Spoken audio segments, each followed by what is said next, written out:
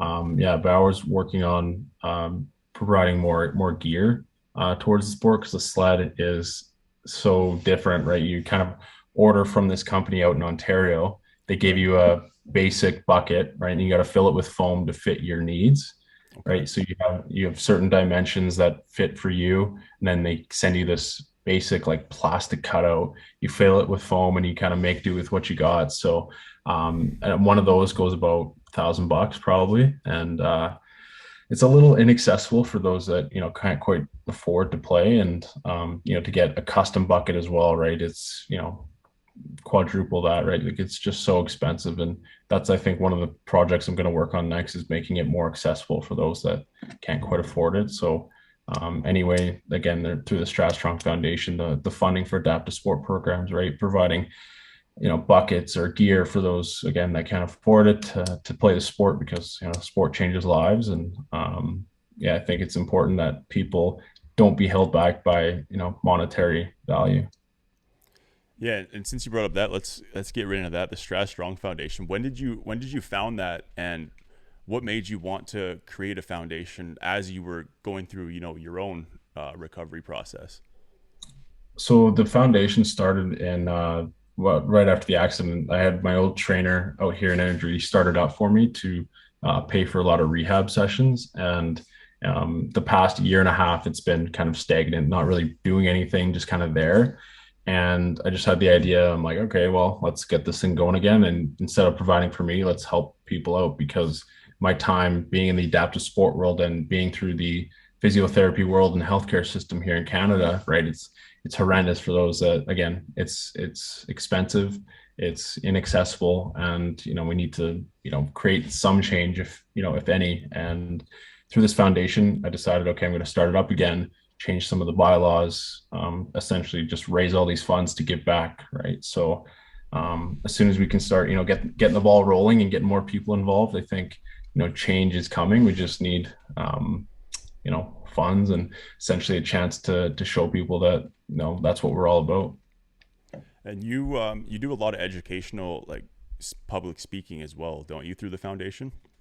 A little bit, yeah. So I'll go to like schools and hockey teams and a couple corporate events and kind of tell my story to let people know that when one door closes another one opens. So pretty much create opportunity wherever you see it. It just all starts with your mindset. And through the talks, yeah, I raise funds for the foundation and try to spread the story along because people have no idea, right? Like, unless you're have a disability, you won't quite understand what some of the things people have to go through are, and that's what we're trying to do is promote that social awareness so that change can happen.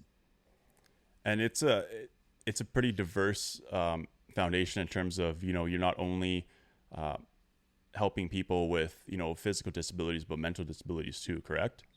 Exactly, yeah. So the reason I brought that one up was, I had, well, a couple of my teammates in Humboldt, they suffered brain injuries that, they're going to live with pretty much the rest of their lives. So, for me, right, allowing myself to at least raise funds for them or have a community go around that to try and find a cure or help with whatever they need in life later on, I think, again, super important. And that's why that one kind of hit close to home.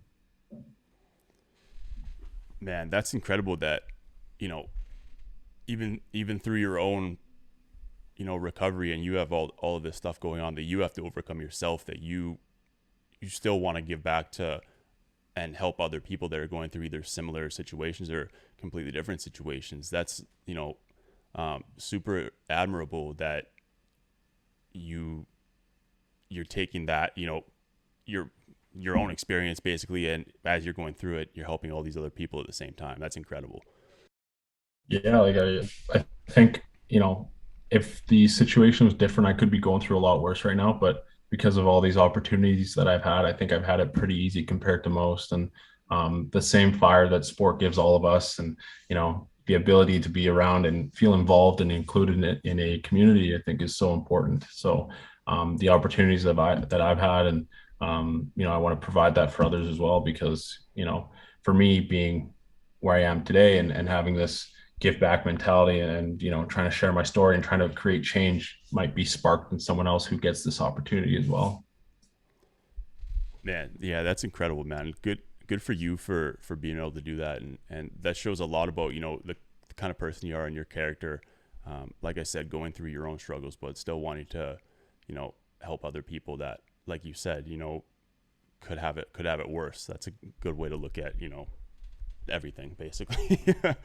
um, and speaking of that, I know we had just chatted right before we started recording, but Zach and I, for the podcast, are partnered with Spreads.ca, which is an online casino and sportsbook. We were just chatting with them and told them that you were coming on, that you had this foundation, and what they want to do is they want to have a tab for anyone that signs up and deposits, that clicks that tab for a Straz Strong Foundation. It'll have your logo, everything. Anyone that clicks that and deposits 25% of that, they are going to match and donate to your foundation. And they did a similar thing with Don Cherry and his foundation. So they want to kind of circle back and do that for you as well. Awesome. Yeah, thank And you so much. I mean, none of that goes to the podcast or Zach and I. It's just purely, 25% of the deposits go towards your foundation to help you help others, continue helping others. Yeah, thank you.